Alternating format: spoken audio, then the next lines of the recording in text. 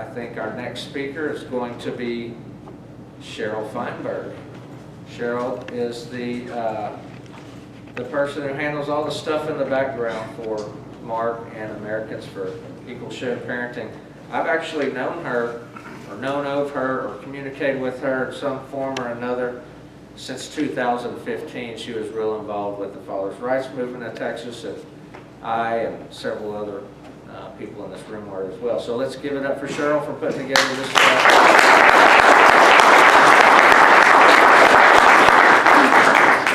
Good evening, and thank you all for coming and tuning in on Facebook.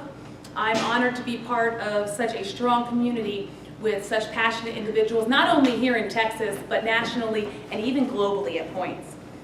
We know that Title IV-D is the driving force that is preventing children from having equal access to their parents. However, there are plenty of speakers here tonight who can elaborate on that better than I can using statistics, processes, and legislation. I'd like to actually address those outside of this community, people who aren't involved in this on a daily basis. We have decades of empirical research supporting our cause. And they talk about children from a single-parent household. They're not talking about parents that live with one adult. They're talking about children that live with one biological parent. The step-parent, the grandparent, the aunt, the uncle, the friend, whoever, they don't count. We're talking about one parent where the other biological parent has absolutely no contact, has every other weekend, or sometimes 2 to 3 times a year.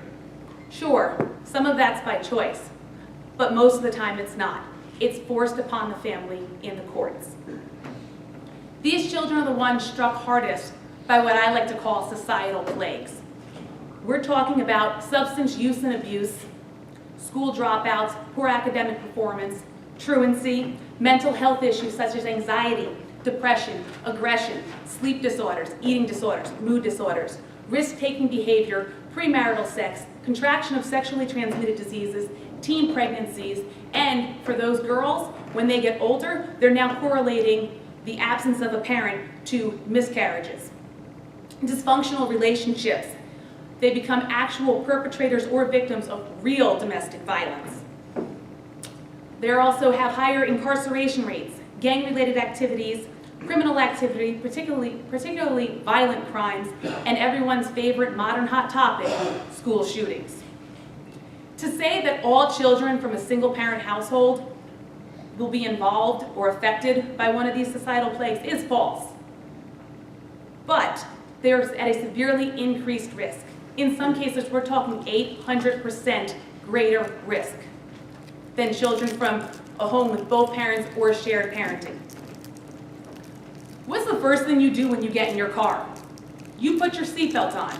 You ask your passengers to put your seatbelt on. Why? Are you planning on getting into an accident? No, but the risk is there, and it could happen. And we know that seatbelts decrease the risk of death or serious injury. So why aren't we putting seatbelts on these children in the form of shared parenting?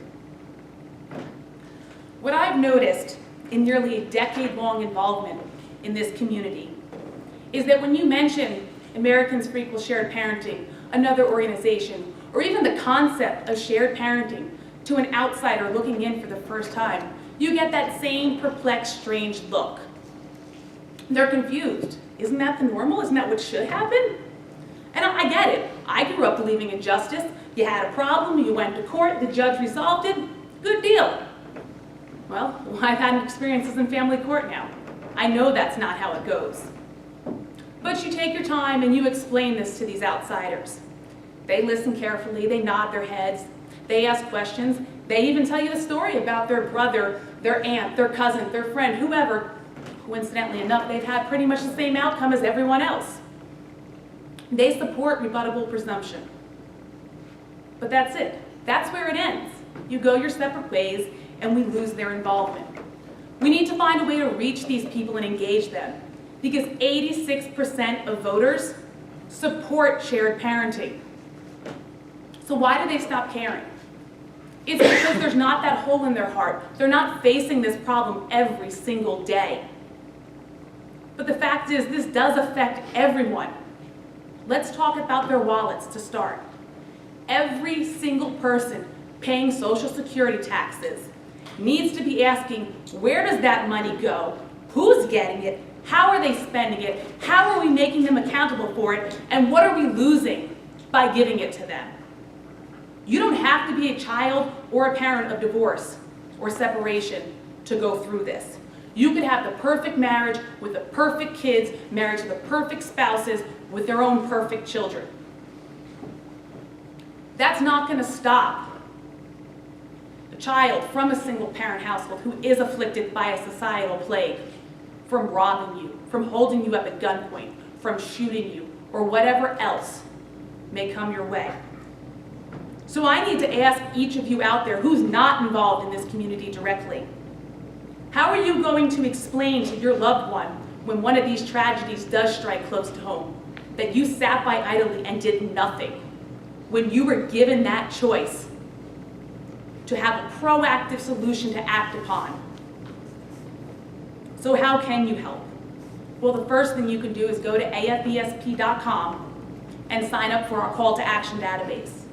When there's an issue in your area and we need your help, you'll get an email or a text. We're even working on an app that all you have to do is push confirm on your phone and it'll take care of the rest for you.